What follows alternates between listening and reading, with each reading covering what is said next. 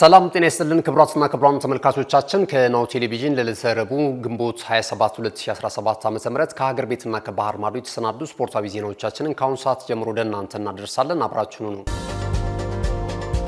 ወደ ቀዳሚው የሀገር ቤት ስፖርታዊ ዜናችን ስናልፍ ኢትዮጵያ ፕሪሚየር ሊግን ቀዳሚ እናደርጋለን። የኢትዮጵያ ፕሪሚየር ሊግ የ33ኛ ሳምንት መርሃ ግብር ጨዋታዎች በአዳማ ሳይንስና ቴክኖሎጂ ዩኒቨርሲቲ ስቴዲየም እየተከናወኑ ይገኛሉ። የመርሃ ግብሩ ቀጣይ ጨዋታዎች በነገው ዕለትም ሲደረጉ ቀን 9 ሰዓት ላይ ሀዲያ ሆሳዕና ከመቻል፣ አመሻሽ 12 ሰዓት ላይ ደግሞ ኢትዮ ኤሌክትሪክ ከኢትዮጵያ ንግድ ባንክ ጋር የሚያደርጉት ጨዋታ ትልቅ ትኩረትን አግኝቷል።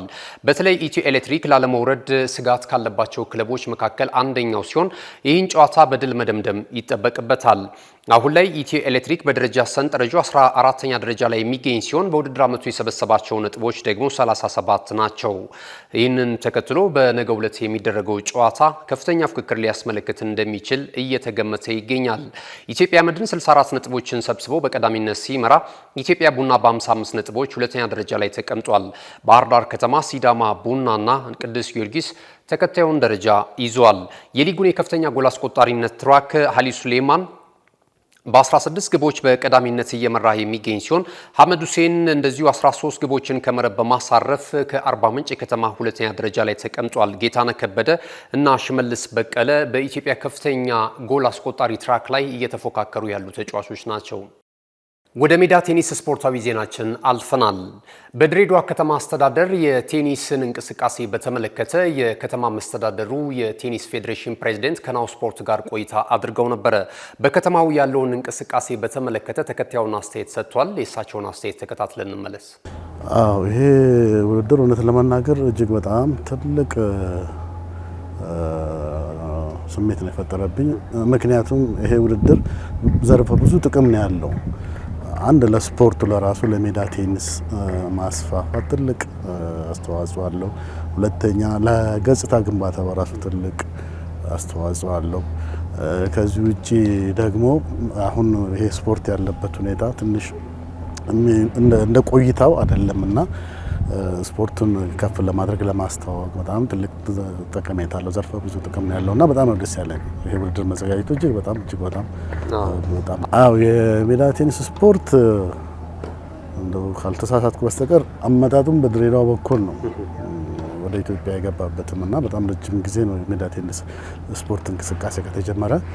እንቅስቃሴው አለ። በእርግጥም እንደሚፈለገው ባይሆን ጥሩ ደረጃ ላይ ነው ብሎ ባይባልም ግን እንቅስቃሴው አለ። ፕሮጀክቶች አሉ፣ ወጣቶች ይሳተፋሉ እና እንቅስቃሴው አለ። ግን ብዙ መሰራት አለበት። ከአስተዳደሩም በኩል ድጋፎች አሉ። ግን ስቲል እንዳልኩት የተሻለ ደረጃ መድረስ አለበት። እንደ ቆይታው አይደለም፣ እንደ እድሜው አይደለም እና ከዚህ የተሻለ መሰራት አለበት እና እንግዲህ ይሄ ራሱ የዚህ ዓለም አቀፍ ውድድሩ በራሱ እዚህ ለአዲስ አበባ ብቻ ሳይሆን በአጠቃላይ ሀገር አቀፍ ደረጃ ትልቅ መነቃቃትን ይፈጥራል እና ሰው ለኛም እንደዛው አይነት መነቃቃትን ይፈጥራልና የተሻለ እንድንሰራ የሚያደርግ ነው የሚሆነው ብዬ ገምታለሁ።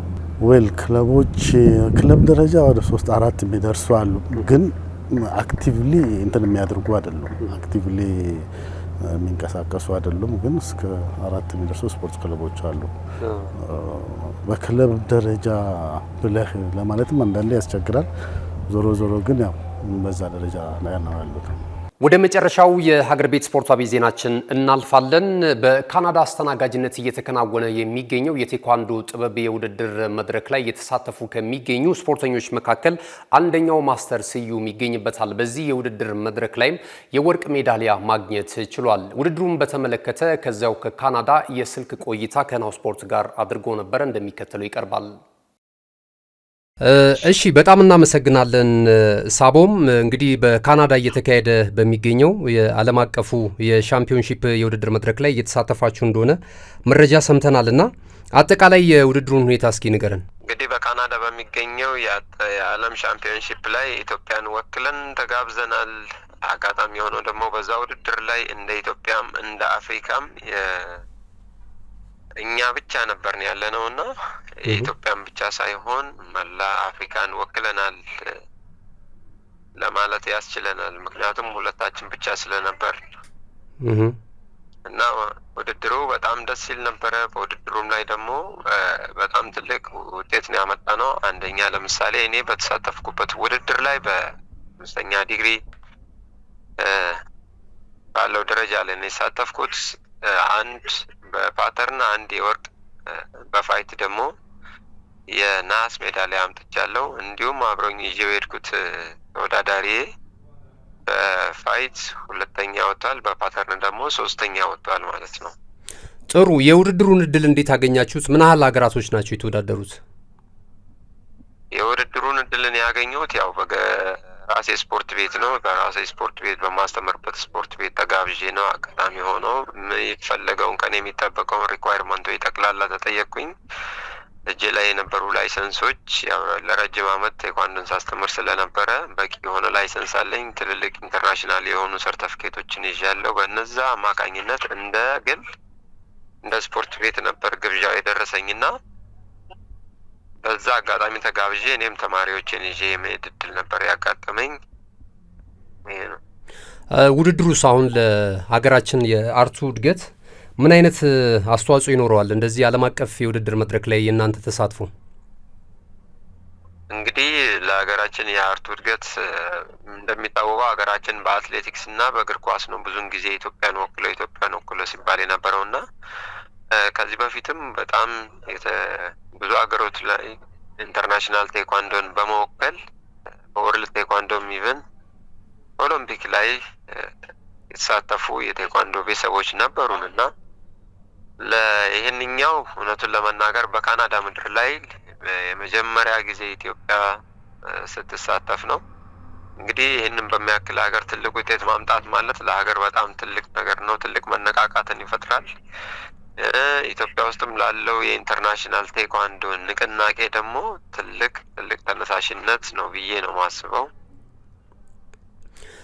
እንግዲህ እንደምታውቀው ሌሎች ስፖርቶች ላይ አትሌቲክስ ላይም እግር ኳስ ላይም የልዑክ ቡድኑ በክብር ሲሸኝ እናውቃለን። ድልም ካደረጉ በኋላ እንግዲህ አቀባበል ይደረግላቸዋል በትልልቅ የስፖርት ተቋማት ማለት ነው፣ የባህልና ስፖርት ሚኒስትርን ጨምሮ ማለት ነው። እና እንደዚህ አይነት ነገር ግን እናንተ ከዚህ ቀደምም ቱርክ ላይ አሸናፊ እንደነበራችሁ እናስታውሳለን። ሌሎችም እንደዚሁ በግላችሁ ሄዳችሁ ውድድር ታደርጋላችሁና ያለው አቀባበል ምን ይመስላል? ያው ሀገር ወክላችሁ ነው የምትሄዱት። እዛ ጋ የሚጠራው የሀገር ስም የሀገር ሰንደቅ ዓላማ ነው ከፍ የሚለውና ይህንን ስሜት እስኪ እንዴት ትመለከተዋለህ?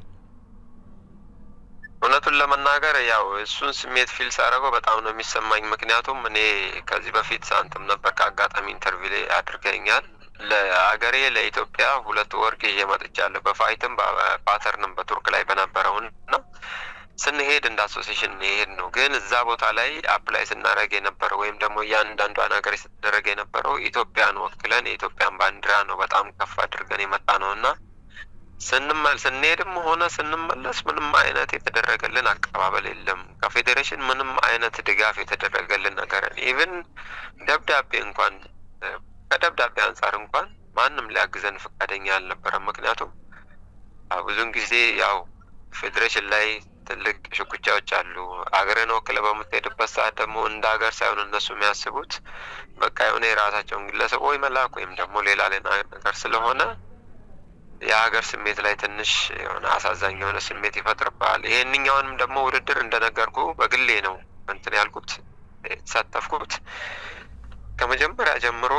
ያው የነበርኩበት ባሌ ሮቤ ነው። ባሌ ሮቤ ደግሞ ስፖርት ቢሮዎች በሀሳብ በጣም ደግፎኛል። እውነቱን ለመናገር የኦሮሚያ ስፖርት ነው በሀሳብ በጣም ደግፎኛል። የኢትዮጵያ ኢንተርናሽናል ቴኳንዶ ፌዴሬሽን ግን ምንም የሚያውቀውም ነገር የለም። ባመጣ ነው ውጤት ላይ እንኳን እኛ ፖስት ባርግነው ላይ ምንም አንድም የሚያበረታታ እንግዲህ ስትመጣ ያው በሰፊው የበለጠ ስለ ድሉ ብዙ ነገሮችን እንነጋገራለን። ለውድድሩ መሳካት ላስመዘገብከው ውጤት ምንም የምታመሰግናቸው አካላቶች ካሉ እንኳን አልተባለም የምታመሰግናቸው አካላቶች ካሉ እስኪ በመጨረሻ ያው ለውድድሩ መሳካት እንግዲህ ከጎን ያሉ ሰዎች ይኖራሉ ቤተሰብን ጨምሮ ማለት ነውና እስኪ እነሱን እናመስግናቸውና ያው ወደ ሀገር ቤት ስትመጡ ደግሞ አጠቃላይ ውድድሩን በተመለከተ ቆይታ ይኖረናል። ያው ለዚህ ውድድር መሳካት ብዙ ሰዎች ከጀርባ መስዋዕትነት ከፍለዋል። የመጀመሪያውን ያው ክብር እግዚአብሔር ይውሰድልኝ። በመቀጠል ደግሞ ተማሪዎች ሳስተምራቸው የነበሩ ተማሪዎች አሉ፣ ጓደኞቼ፣ በአካባቢ የነበሩ ቤተሰቦቼ እውነት ለመናገር ከሚገባኝ በላይ ፕሮግራም አዘጋጅተው ነው ሽኝት ያደረጉልኝ እና የባሌ ሮቤም ሆነ ባሌ ዙሪያ ላይ ያሉ ማህበረሰብ አጠቃላይ ትልቅ ድጋፍ ነበር ሲያደርጉልኝ የነበረውና እነሱ ምስጋናዬን ታደርሱልኝ ፈልጋለሁ። በተረፈ ውድ ባለቤቴ እንግዲህ ያው በዚህ ውድድር መሳካት ትልቁን ቦታ ወስዳለች፣ ልጆቼ። ስለዚህ እነሱን አመሰግናለሁ ማለት ፈልጋለሁ። እንግዲህ ይህን ይመስላል። ሳቦም ስዩም እጅግ በጣም እናመሰግናለን። እንግዲህ ከካናዳ ቶሮንቶ ከናሁ ስፖርት ጋር በነበረ የስልክ ቆይታ አጠቃላይ ውድድሩን አስመልክተ ለሰጠን ሀሳብ በሰላም ተመለሱ እንላለን። መልካም ጊዜ ይሁንልን። አሜን። መልካም ጊዜ ይሁንላችሁ። በሰላም ጠብቁን። እናመሰግናለን። ታንኪዩ። እናመሰግናለን። ይህ ናሁ ቴሌቪዥን ነው። ክቡራትና ክቡራን ተመልካቾቻችን ስፖርታዊ ዜናዎቻችንም እንደቀጠሉ ናቸው። ቀደም ሲል የሀገር ቤት ስፖርታዊ ዜናዎች ወደ እናንተ ደረሱ። ከዚህ ሰዓት ጀምረን ደግሞ ከባህር ማዶ የተለያዩ ወሬ ምንጮች የተሰናዱ ስፖርታዊ መረጃዎችን ወደ እናንተ የምናደርስ ነው የሚሆነው። አብራችሁኑ ነው። ካሽጎ በየትኛውም ዓለም ሆነው በማንኛውም ሰዓት ለወገኑ የሚደርሱበት ፈጣን የገንዘብ መላኪያ ተከፈተሎ። ማስተርና ቪዛ ካርዶን በመጠቀም ከ5 እስከ 20 ዶላር የሚልኩበት አዲስ የገንዘብ መላኪያ መንገድ። ካሽጎን ለየት የሚያደርገው የትኛውም የገንዘብ ዝውውር በፍጥነት አገልግሎት ከመስጠቱም ባሻገር ለማንኛውም አገልግሎት ምንም አይነት ክፍያ አለመጠየቁ ነው። በሀገራችን ታሪክ ገንዘብን ከውጪ ወደ ሀገር ቤት በማስተላለፍ በመተግበሪያ መልክ አገልግሎት መስጠት የጀመረው የመጀመሪያው ሀገር በቀል የገንዘብ መላኪያ ዘዴ ካሽጎ ከ4500 በላይ ባሉ የባንክ ቅርንጫፎች አገልግሎት እየሰጠ ይገኛል። ገንዘቦን በሰኮንዶች ልዩነት ውስጥ ይፈልጉ በአካውንቶ ወይንም በእጆ ቆጥረው የሚወስዱበት ልዩ ዘዴ። በቅርቡ ሁሉንም ኢትዮጵያዊ ባለቤት ለማድረግ ጉዞ የጀመረው ካሽጎ ዛሬውኑ መተግበሪያውን በስልኮ ላይ በመጫን የአገልግሎቱ ተጠቃሚ ሆኖ። ፍጥነት መለያችን፣ ኢትዮጵያን መክፈቻችን፣ ካሽጎ ነው መላኪያችን። ካሽጎ የአዲሱ ትውልድ ብራንድ። ወደ ቀዳሚው የባህር ማዶ ስፖርታዊ ዜናችን ስናልፍ የአውሮፓ ኔሽንስ ሊግ የውድድር መድረክ እናገኛለን። የአውሮፓ ኔሽንስ ሊግ የ2024-25 የውድድር ዘመን የግማሽ ፍጻሜ ወሳኝ ጨዋታዎች ዛሬና ነገ ምሽት የሚከናወን ይሆናል። በዚህም መሰረት በ2018-19 የውድድር ዓመት ጅማሮን ያደረገው ይህ የውድድር መድረክ በየዘንድሮ ዓመቱ የግማሽ ፍጻሜ ምዕራፍ ላይ የደረሰ ሲሆን ዛሬ ምሽት 4 ሰዓት ላይ በሀገረ ጀርመን አሊያንዝ አሬና ስቴዲየም ላይ ሁለቱን ታላላቅ ሀገራት ብሔራዊ ቡድኖችን የሚያገናኝ ይሆናል። የጀርመን ብሔራዊ ቡድን ከፖርቹጋል ብሔራዊ ቡድን ጋር የሚያደርጉት የግማሽ ፍጻሜ የመጀመሪያ ዙር ጨዋታም ትልቅ ትኩረትን አግኝቷል። በሁለቱ ብሔራዊ ቡድኖች ያሉት ታላላቅ ተጫዋቾች ደግሞ ጨዋታው እንዲጠበቅ አድርጎታል። በተለይ በፖርቹጋል ብሔራዊ ቡድን በኩል አንጋፋው ተጫዋች ክርስቲያኖ ሮናልዶ ለጨዋታው ዝግጁ መሆኑም ተነግሯል። አሰልጣኝ ኔግልስማንም የክርስቲያኖ ሮናልዶን አሁናዊ ብቃት በተመለከተ አስተያየታቸውን ሰጥቷል። እሱ ድንቅ ተጫዋች ነው። በተለያዩ በአውሮፓ ሊጎች ላይና በብሔራዊ ቡድኑ ያስመዘገባቸውን ውጤቶች እናውቃለን። አሁንም በሳውዲ ፕሮ ሊጉ ክለብ አልናስር ላይ ያስመዘገበ ያለው ውጤት ድንቅ ነው። በዛሬ ምሽቱም ጨዋታ ላይ ልዩነት ፈጣሪ ሊሆን እንደሚችል እየገመትን በጨዋታው ላይ ትኩረት እናደርግበታለን ሲሉ ሀሳባቸውን ገልጿል።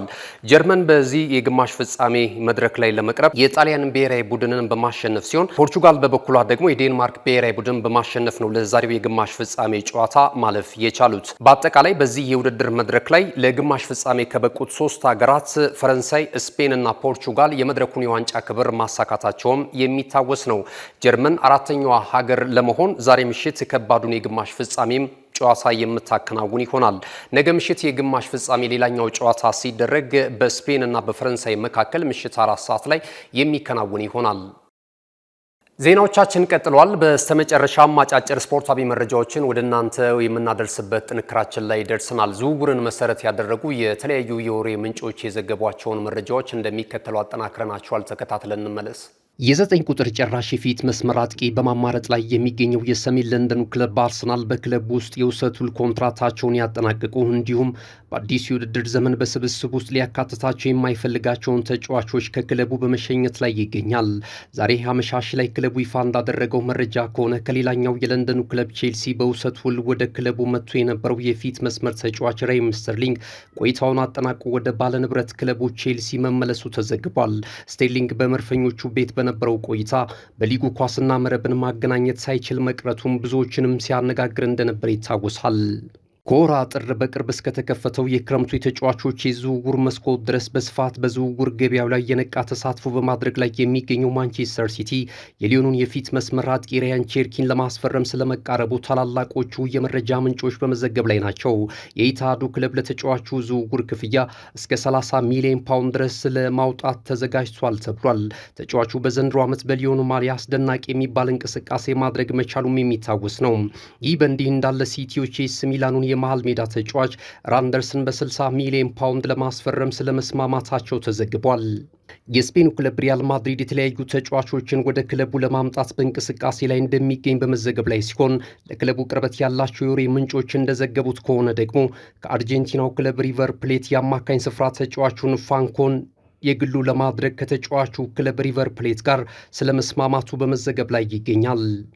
የጀርመን ቡንደስሊጋው ክለብ ባየር ሊቨርኩሰን ወሳኝ ተጫዋች ፍሎሪያን ዊርትዝ የተለያዩ ታላላቅ ክለቦች ሲያማትሩት እንደነበር ይታወሳል። ማንቸስተር ሲቲን ጨምሮ ወደ ተለያዩ ክለቦች ሊያመራ ይችላል ተብሎ የተጠበቀው ተጫዋቹ አሁን ላይ የእንግሊዙ ክለብ ሊቨርፑል ፊርማውን ለማግኘት ስለመቃረቡ እየተነገረ ይገኛል። ለተጫዋቹ ዝውውር ቀዮቹ እስከ 150 ሚሊዮን ፓውንድ ድረስ ሊያወጡ ይችላሉ እየተባለ ይገኛል።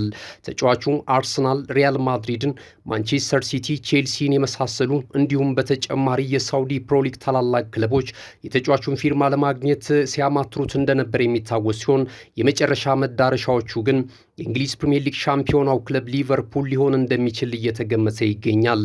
ንግግሮቹ እየተጠናቀቁ እንዳሉ መረጃዎች ያሳያሉ። ክቡራትና ክቡራን ተመልካቾቻችን ለዛሬ የዕለተ ረቡዕ ምሽት ግንቦት 27 2017 ዓ.ም ከሀገር ቤትና ከባህር ማዶ የተሰናዱ ስፖርታዊ ዜናዎቻችን ይህንን ይመስሉ ነበረ። ስለተከታተላችሁ እናመሰግናለን። ተጨማሪ የናሁ ቴሌቪዥን ፕሮግራሞችን ለማግኘት በዲኤስቲቪ 481 ላይ ታገኙናላችሁ። ከዛ ባለፈ ደግሞ በማህበራዊ ሚዲያ የተለያዩ አማራጮች ደግሞ በመላው ዓለም እየደረስን እንገኛለን። በቲክታክ፣ በፌስቡክ እንዲሁም በዩቲዩብ ቻናላችን ከ370 ሺህ በላይ ተከታዮች አሉት።